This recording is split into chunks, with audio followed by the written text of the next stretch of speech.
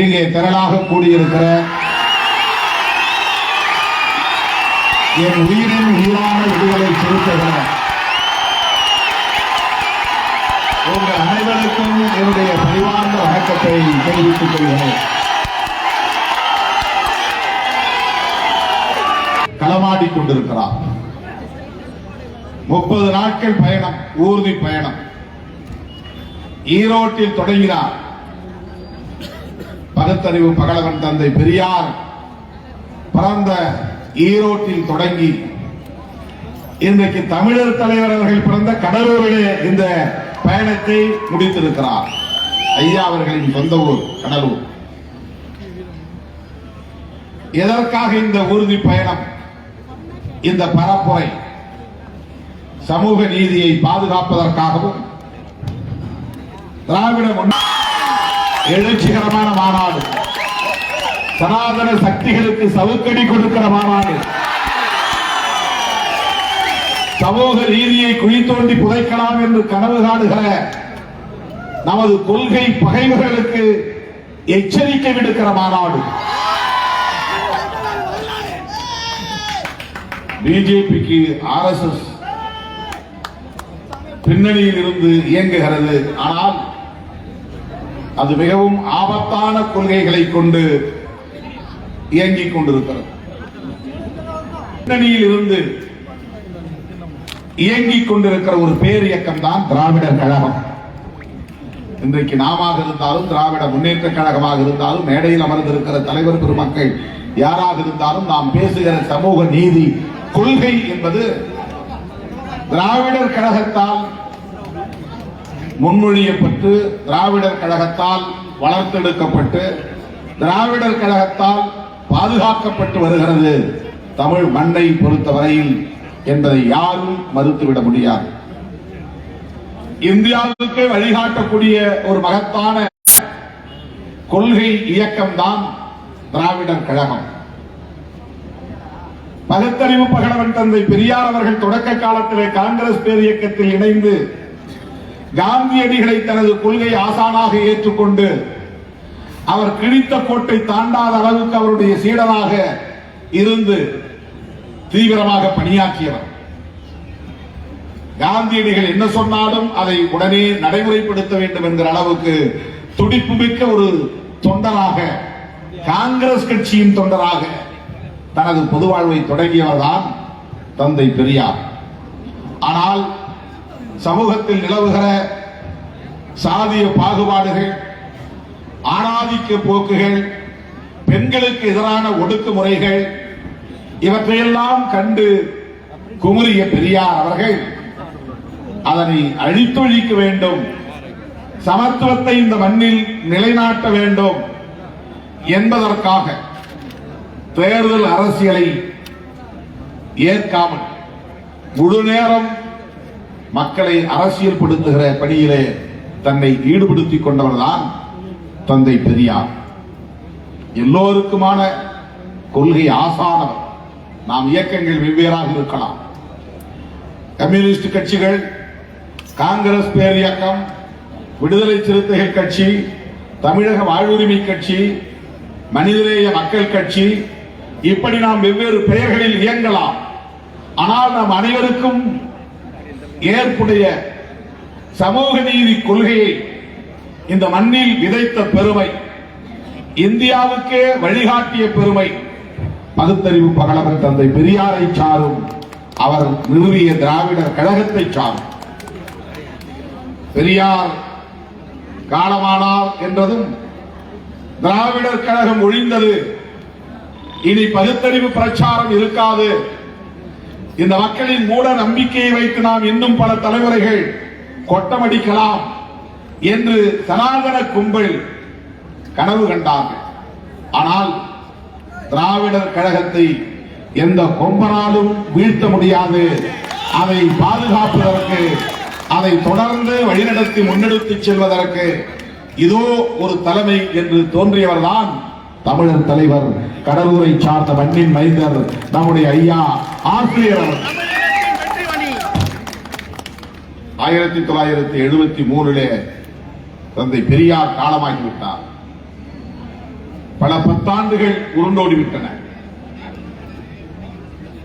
அரை நூற்றாண்டுக்கு மேலாகிவிட்டது. இந்த அரை நூற்றாண்டு காலமாக திராவிடர் கழகத்தை கட்டி காப்பாற்றியது மட்டுமில்லாமல் திராவிடர் கழகத்தின் கொள்கைகளை இன்றைக்கு பரவலாக இந்தியா முழுவதும் கொண்டு சென்ற பெருமை நம்முடைய தமிழர் தலைவர் அவர்களை சாரும். நான் அடிக்கடி பெருமையோடு சொல்லுவேன், நான் அரசியலை கற்றுக்கொண்டது திராவிடர் கழகத்தின் பெரியார் திடலில் தான். சமூக நீதி அரசியலை உள்வாங்கிக் கொண்டது திராவிடர் கழகத்தின் பிரச்சார கூட்டங்களில் இருந்துதான், தமிழர் தலைவர் அவர்களின் உரைகளில் இருந்துதான் என்று நான் பெருமையோடு சொல்லிக் கொள்கிறேன். அதனால்தான் தமிழர் தலைவர் அவர்கள் சொல்வார், திமுகவும் திராவிடர் கழகமும் இரட்டை குழல் துப்பாக்கி என்று அண்ணா சொன்னார். இப்போது நான் சொல்லுகிறேன், விடுதலை சிறுத்தைகளையும் சேர்த்து மூன்றாவது குழல் என்று தமிழகத்தை வழிநடத்தக்கூடிய ஒரு மகத்தான தலைவர் தமிழர் தலைவர் ஐயா அவர்கள் விடுதலை சிறுத்தைகளுக்கு வழங்கி இருக்கிற சான்றிதழ் என்பதை நான் பெருமையோடு சொல்ல கடமைப்பட்டிருக்கிறேன். திராவிடர் கழகத்தோடு மூன்றாவது குழல் விடுதலை சிறுத்தைகள் என்று சொல்லக்கூடிய வகையில விடுதலை சிறுத்தைகள் கட்சி நேரிய வழியில் இயங்குகிறது, மக்களை அரசியல் படுத்துகிறது, அமைப்பாக்குகிறது, சமூக நீதிக்காக போராடுகிறது. தந்தை பெரியார், புரட்சியாளர் அம்பேத்கர், மாமேதை மார்க்ஸ் போன்ற மாமனிதர்களின் கொள்கைகளை இன்றைக்கு நெஞ்சிலே இருத்தி இயங்கிக் கொண்டிருக்கிறது என்பதை தமிழர் தலைவர் அவர்கள் நமக்கு சான்றாக வழங்கி இருக்கிறார். அந்த பெருமையோடு நான் உங்கள் முன்னால் நின்று கொண்டிருக்கிறேன். இன்றைக்கு சமூக நீதியை பாதுகாக்க வேண்டும் என்கிற தேவை எங்கிருந்து வந்தது? ஏன் இந்த பயணம்? சமூக நீதிக்கு ஆபத்து என்பதை உணர்த்துவதற்காகத்தான். யாரால் ஆபத்து? சனாதன சக்திகளால். யார் இந்த சனாதன சக்திகள்? RSS உள்ளிட்ட சங்பரிவார் கும்பல், அவர்களால் இயக்கப்படுகிற பாரதிய ஜனதா கட்சி. அவர்கள் என்ன செய்து கொண்டிருக்கிறார்கள்? கோல்வாக்கரின் கொள்கைகளை பரப்பிக் கொண்டிருக்கிறார்கள். நாம் பெரியாரின் கொள்கைகளை, அம்பேத்கரின் கொள்கைகளை பரப்புகிறோம். கோல்வாக்கர் யார்? RSS இயக்கத்தினுடைய தலைவர்கள் ஒருவர், முதன்மையானவர். ஹெட்கேவாருக்கு பிறகு தலைமை ஏற்ற இரண்டாவது தலைவர் RSS இயக்கத்தினுடைய தலைவர் கோல்வாக்கர். அவர் அந்த இயக்கத்தின் கொள்கை பிரகடனத்தை வரையறுத்தார். அவருடைய கொள்கை பிரகடனம் வேறொன்றுமில்லை, காலம் காலமாக இந்த மண்ணில் நீடித்து நிலைத்திருக்கக்கூடிய சனாதன தர்மத்தை பாதுகாக்க வேண்டும் என்பதுதான். சனாதன தர்மம் என்றால் என்ன? சனாதனம் என்கிற சொல்லுக்கு பொருள் அழியாத ஒன்று என்று பொருள், நிலையானது என்று பொருள், அவ்வளவுதான், நேரடியாக பொருள். ஆனால் அவர்களின் கொள்கைப்படி சனாதன தர்மம் என்பது பிறப்பின் அடிப்படையில் மனித குலத்தில் உயர்வு தாழ்வு உண்டு. இந்த உயர்வு தாழ்வு எப்போதும் அழியாது, மாறாது. பிறப்பில் பிராமணர்களே உயர்ந்தவர்கள், மற்ற அனைவரும் பிராமணர்களின் அடிமைகள், கீழ்சாதி. இதுதான் சனாதன தர்மம். இதை யாரும் மறுக்க முடியாது. இதுதான் காலங்காலமாக கற்பிக்கப்பட்டது. இதுதான் மனு ஸ்மிருதி என்பதில் எழுதி வைக்கப்பட்டிருக்கிறது. அதைத்தான் புஷ்யமித்ர சுங்கன் என்கிற அரசன் தன்னுடைய அரசாட்சியின் அரசமைப்பு சட்டமாக பிரகடனம் செய்தார். 4 வருணம் என்கிற வருணாசிரம தர்ம அடிப்படையில் தான் ஆட்சி நிர்வாகம் நடக்கும். குலத்துணிவை யாரும் மீறக்கூடாது, சூத்திரர்கள் படிக்கக்கூடாது. பார்ப்பன பெண்மணியாக இருந்தாலும் சூத்திர பெண்மணி வரையிலும் பெண்கள் அனைவருமே சூத்திர சாதிகள் தான், அவர்களும் படிக்கக்கூடாது. இதையெல்லாம் வரையறுத்தது சனாதன தர்மம், வர்ணாசிரம தர்மம். அதை சட்டமாக பிரகடனப்படுத்தியவன் தான் மனு. அவன் பெயரில் மனுஸ்மிருதி என்று அழைக்கப்படுகிறது. அதுதான் நீண்ட நெடுங்காலமாக இந்த மண்ணில் ஆட்சியாளர்களுக்கு வழிகாட்டக்கூடிய ஒரு நூலாக இருந்தது. அண்மையிலே நாம் 200வது ஆண்டு தோல் சீலை போராட்ட நிகழ்வில் பங்கேற்றோம். 2 மாநில முதல்வர்கள் பங்கேற்றார்கள். கேரள முதல்வர் தோழர் பினராயி விஜயன் அவர்களும் தமிழக முதல்வர் அண்ணன் தளபதி அவர்களும் பங்கேற்ற அந்த மாநாட்டில் நானும் கலந்து கொண்டேன். அங்கே உரையாற்றியவர்கள் அந்த காலத்தில் சனாதன தர்மம் எப்படி இருந்தது என்பதை எடுத்துரைத்தார்கள். திருவாங்கூர் மகாராஜா பத்மநாபாசோ கோவிலின் வாசலிலே வைத்து சபதம் எடுத்துக்கொண்டு என் ஆட்சி நிர்வாகத்தில் இங்கே சனாதன தர்மம் கடைபிடிக்கப்படும், பாதுகாக்கப்படும் என்று உறுதிமொழி எடுத்துக்கொண்டு ஆட்சியை நடத்தினார் என்று வரலாறு சொல்கிறது. அந்த சனாதன தர்மப்படி பிராமணர்களே மிக உயர்ந்த சமூகங்களை சார்ந்தவர்கள், அக்ரஹாரத்தில் பிறந்தால் போதும் அவர்கள் உயர்ந்தவர்கள், மற்றவர்கள் அனைவரும் அவர்களுக்கு சேவை செய்யக்கூடிய சாதிகள். யாரும் யாருடைய குலத்தொழிலையும் மீறக்கூடாது, குறிப்பாக கல்வி பெறக்கூடாது, அதிகாரம் பெறக்கூடாது. இந்த கொடுமைகளை எல்லாம் ஆட்சியாளர்களின் மூலமாக நிலைநாட்டினார்கள். இதை தகர்த்தெறிவதற்காக காலம் அவ்வப்போது நமக்கு போராளிகளை தந்து கொண்டே இருந்தது. அதிலே முதல் சனாதன எதிர்ப்பு போராளியாக கௌதம புத்தர் விளங்கினார் என்று நம்முடைய தலைவர்கள் உறுதிப்படுத்துகிறார். அவர் நேரடியாக பெரியாரை போல, அம்பேத்கரை போல பார்ப்பனியத்தை எதிர்க்கவில்லை. ஆனால் அவர் ஒரு கொள்கை பிரகடனத்தை செய்தார். சுதந்திரம், சமத்துவம், சகோதரத்துவம், இந்த கொள்கை பிரகடனம் பௌத்த கொள்கை, புத்தரின் கொள்கை. புரட்சியாளர் அம்பேத்கரை எல்லோரும் விமர்சித்தார்கள். அரசமைப்பு சட்டத்தின் முகப்புறையிலே லிபர்ட்டி, ஈக்குவாலிட்டி அண்ட் ஃப்ரெட்டர்னிட்டி என்கிற சொற்களை நீங்கள் பிரெஞ்சு புரட்சியில் இருந்து காப்பி அடித்திருக்கிறீர்கள் என்று விமர்சனம் செய்த போது அவர் பொறுமையாக எழுந்து பதில் சொன்னார். சில நண்பர்கள் இங்கு விமர்சனம் செய்தார்கள், இந்த லிபர்ட்டி, ஈக்குவாலிட்டி அண்ட் ஃப்ரெட்டர்னிட்டி என்கிற இந்த சொல்லாடல்களை நான் பிரெஞ்சு புரட்சியில் இருந்து காப்பி அடித்ததாக சொல்கிறார்கள். அவர்களுக்கு நான் பணிவோடு சொல்ல விரும்புகிறேன், இந்த கோட்பாட்டு முழக்கங்களை நான் பகவான் புத்தரின் போதனைகளில் இருந்து எடுத்துக்கொண்டேன் என்று சொன்னார். சமத்துவம் இந்த மண்ணில் நிலைபெற வேண்டும் என்பதை முதலில் பரப்பியவர் புத்தர். சமத்துவம் நிலைபெற வேண்டுமானால் சகோதரத்துவம் தேவை.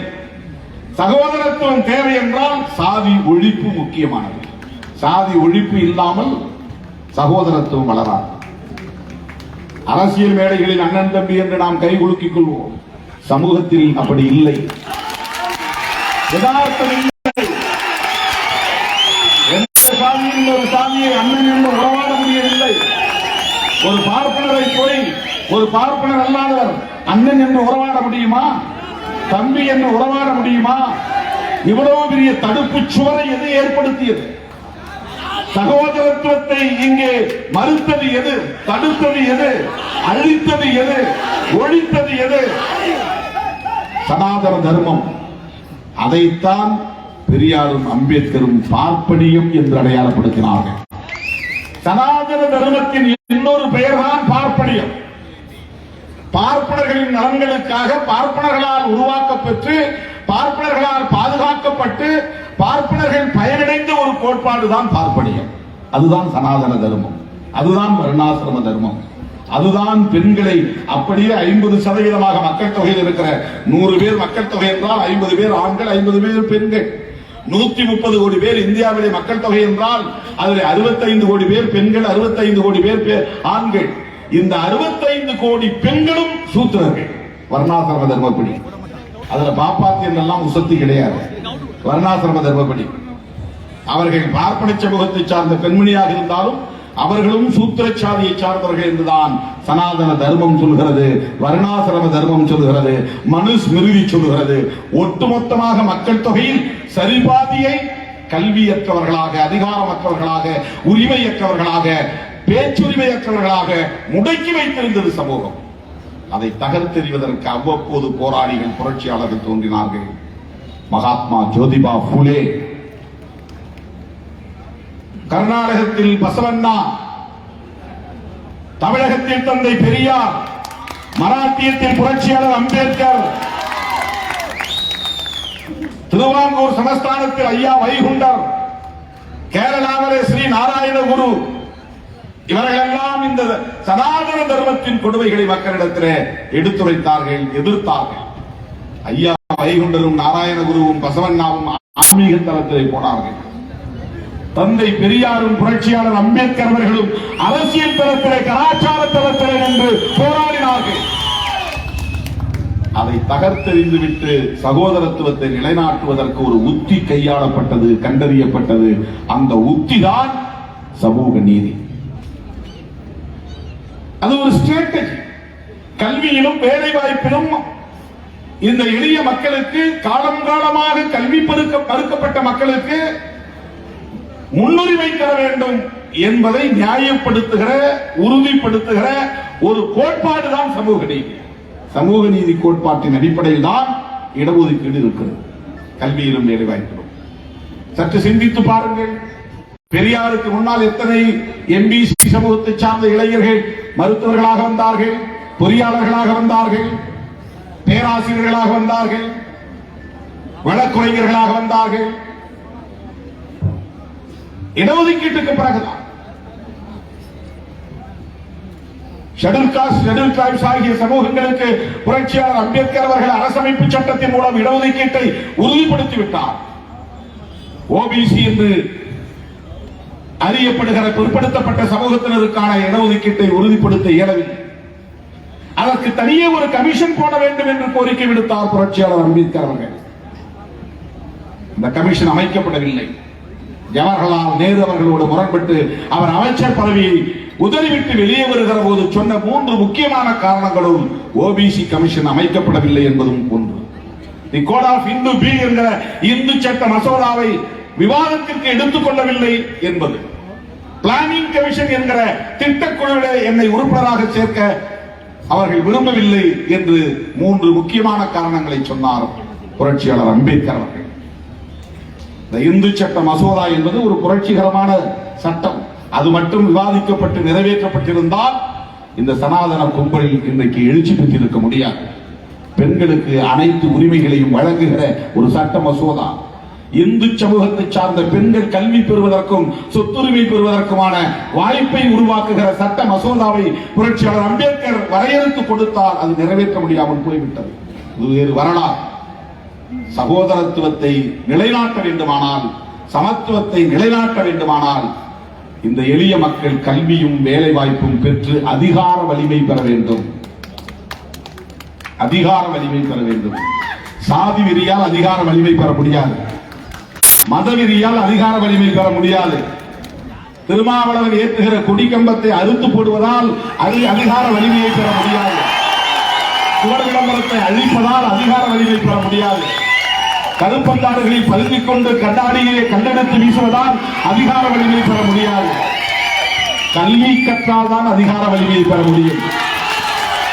கல்வியின் மூலம் வேலை வாய்ப்பை பெற்றால் தான் அதிகார வலிமையை பெற முடியும். படியுங்கள் என்று சொன்னவர் தந்தை பெரியார், புரட்சியாளர் அம்பேத்கர். வெறுமன படியுங்கள் என்று சொல்லாமல் அவர்கள் படிப்பதற்கான களத்தை அமைத்து தந்தவர்கள் புரட்சியாளர் அம்பேத்கரும் தந்தை பெரியாரும்.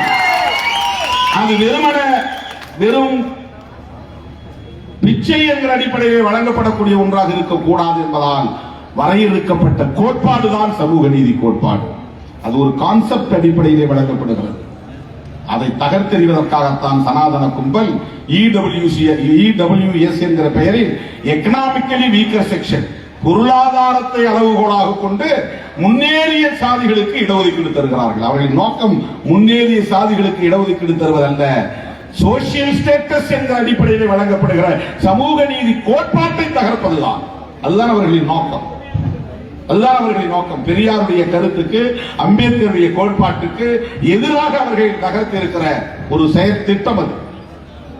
ஆகவேதான் சமூக நீதிக்கு ஆபத்து.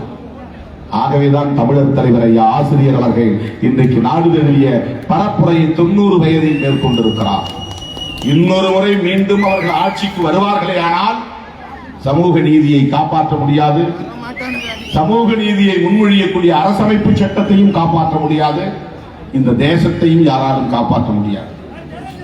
உச்ச நீதிமன்றமே மோடி அரசுக்கு எச்சரிக்கை விடுத்திருக்கிறது. மதத்தை அரசியலுக்கு பயன்படுத்தாதீர்கள், பிற மதங்களின் மீது வெறுப்பை உமிழாதீர்கள், மக்களை சாதியின் பெயராலும் மதத்தின் பெயராலும் பிளவுபடுத்தாதீர்கள். யாரோ ஒரு நல்ல புத்தியுள்ள ஒரு நீதிபதி உச்ச நீதிமன்றத்தில் இருக்கிறார். அவர் எச்சரித்திருக்கிறார். உலக நாடுகள் எச்சரிக்கின்றன. மீண்டும் மோடி பிரதமரானால் உலக பொருளாதாரத்திற்கே ஆபத்து வரும் என்று அந்நிய நாடுகள் எச்சரிக்கின்றன. 12 லட்சம் கோடி எங்கே போனது என்று தெரியவில்லை வங்கி கணக்குகளில் என்ற செய்திகள் இப்போது வெளியாகி இருக்கின்றன. ஒரு தனி நபரை உலக கோடீஸ்வரனாக ஆக்குவதற்கு ஒருவர் ஆட்சி நடத்துகிறார். அதுதான் மோடி அரசு. நாடாளுமன்றத்தில் என்ன கோரிக்கை? அதானி என்ற நபர் இவ்வளவு பெரிய பங்குச்சந்தை ஊழல் செய்திருக்கிறாரே, பொருளாதாரத்தில் பெரிய சரிவு ஏற்பட்டிருக்கிறது, இந்திய பொருளாதாரம் அதல பாதாளத்தில் வீழ்ந்து கிடக்கிறது, அதை விசாரிக்க வேண்டும். அதானி குற்றம் இழைத்திருக்கிறார், பங்குச்சந்தை ஊழல் செய்திருக்கிறார், மோசடி செய்திருக்கிறார். உங்களுக்கு அதானிக்கும் உள்ள உறவு என்ன? 2 பேரும் சேர்ந்து விமானத்தில் வெளிநாடுகளுக்கு பயணம் செய்கிறீர்களே, அதற்கு என்ன காரணம்? இதைத்தான் ராகுல் காந்தி அவர்கள் நாடாளுமன்றத்திலே கேள்வியாக எழுப்பினார். 2 அவைகளும் சேர்ந்து ஒரு நாடாளுமன்ற கூட்டுக்குழுவை அமைத்து விசாரிக்க வேண்டும் என்றுதான் கோரிக்கை. ஒரு தனிநபரை காப்பாற்றுவதற்காக ஒட்டுமொத்த 2 மாநிலங்களவை மக்களவை 2 அவைகளையும் செயல்பட விடாமல் முடக்கி போட்டிருக்கிற அரசு மோடி அரசு. இந்த மோடி அரசு மிகவும் ஆபத்தான அரசு, சமூக நீதிக்கு எதிரான அரசு, சமத்துவத்திற்கு எதிரான அரசு, இந்து மக்களுக்கு எதிரான அரசு. அவர்கள் இந்துக்களுக்கானவர்கள் அல்ல, இந்துக்களின் நலன்களுக்கு எதிரானவர்கள். அதை பேசினால் மணிக்கணக்கிலே பேச வேண்டி வரும். அப்படிப்பட்ட ஒரு மோசமான அரசை தூக்கி எறிவதற்கான பயணம்தான் தமிழர் தலைவர் ஐயா அவர்களின் பயணம்.